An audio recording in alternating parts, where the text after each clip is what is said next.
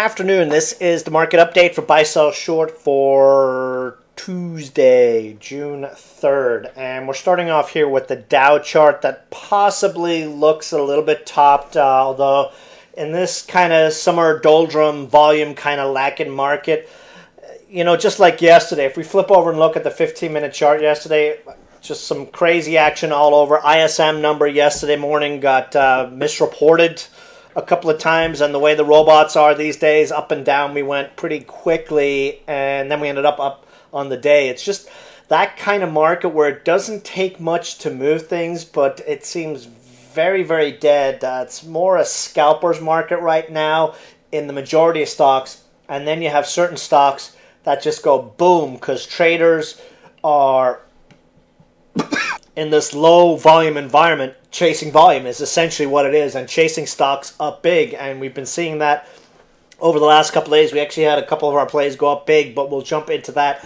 in a little bit. Dow Transport's a little bit worrisome here. You know, we've had this pretty extensive 3-week rally in the Dow Transports, and it looks like we've got topping action on it on RSI, as well as you can see here we've probably got support about 200 points possible downside on the Dow Transports. And this is the indice that we pay the most attention to, so we really need to definitely pay attention to some of the other stocks. We've got the Russell. Now, I've drawn two lines here. This was the original downtrend line that we were looking at that we broke last week. I drew this line again here for a couple of reasons. We've got a new downtrend in place. You can see that we've found resistance over the last week, and over the last 2 days we've fallen back, and we actually dipped underneath the 200-day moving average again. Not something we really want to see. But again, the reason I left this other dotted line up here is to show you that when it comes to technical analysis, you know, you can have 10 people look at the same chart and come up with 10 different scenarios or 10 different views. And just because this was the downtrend break before doesn't mean that this can't be the downtrend break now. It's one of those things. It evolves. You know, if you're new to learning how to do technical analysis, you've got to be ready to adapt to what the charts say. And I mean, it's just essentially really basic, just joining highs and lows on the chart and looking at what the charts tells you. Right now it's telling us that we need to break that 1144 high from last week in order to see the Russell continue higher. Same thing on the NASDAQ. We had a pretty significant bounce on the NASDAQ like we did on the Russell, but we've got this rounding top action. We dip back to the 8-day moving average, and if the selling continues, we've got about 50 to 100 point possible downside on the NASDAQ stock. So we need to pay really close attention to that. Now, that's not saying, you know, we're seeing very nice action in a lot of stocks, but it is a stock picker's market for sure right now. And what that entails is us pretty much trying a lot of things with pretty tight stops and letting the big runners run for us like we saw today.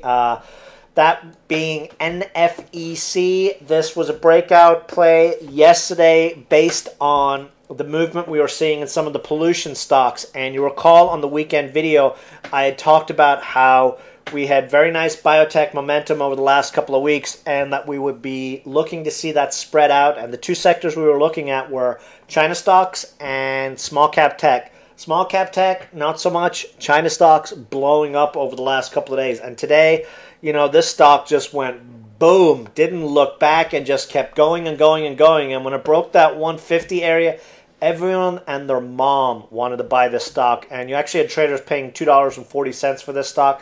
I believe it ended up at $1.70 plus.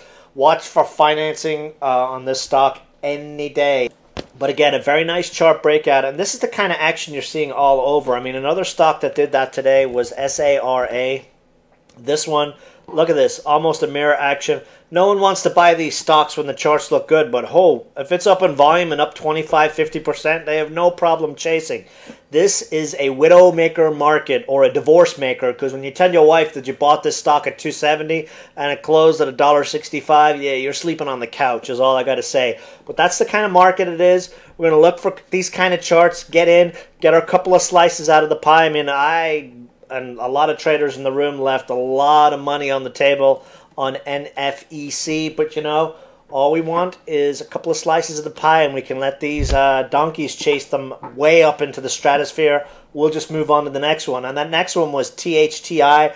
We jumped into this one under $1.40. Traded as high as $1.69. 170 plus was the target, so it almost hit that first target on the nose and then pulled back. Now, these stocks have been seeing strength in the next day, so let's see if we get a continuation move on it tomorrow.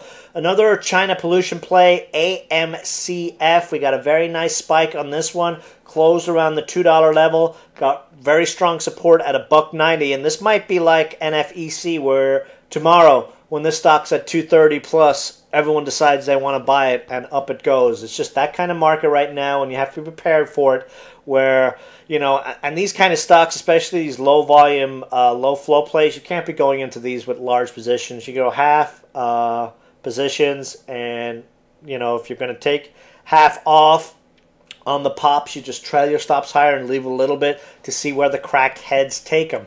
Couple other stocks to keep an eye on. HPJ, battery stocks, really big moves today, particularly ZBB, and HPJ is one that really could get a nice move if it gets a 410-ish break. It's got pretty decent support around $4, $3.95 to $4, and, you know, again, China stock, and that seems to be the theme right now. Mad Cats. Let me adjust this chart. Not a whole lot of volume over the last couple of days, although the last 2 days it's tried to break out. Got up to 72 cents yesterday, and then, you know, trades on Scamex, and lo and behold, it's 67 cents on no trades, really. Same kind of action today. Specialists looking for shares. Earnings report on Thursday.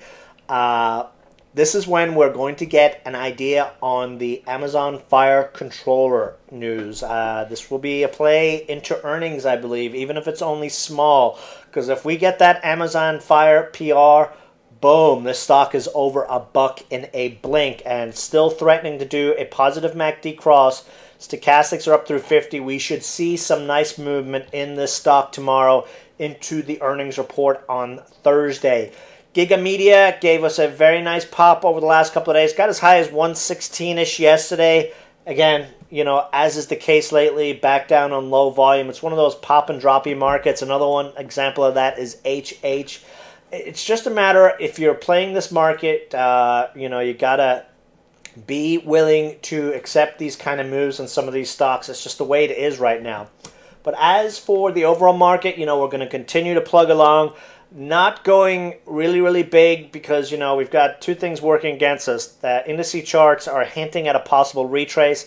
And, you know, the other thing is the volume is really lacking. Now, if you've got a stock and it starts to move on big volume, chances are, if you're watching it close, you should jump in, because 9 out of 10 times they continue massively higher.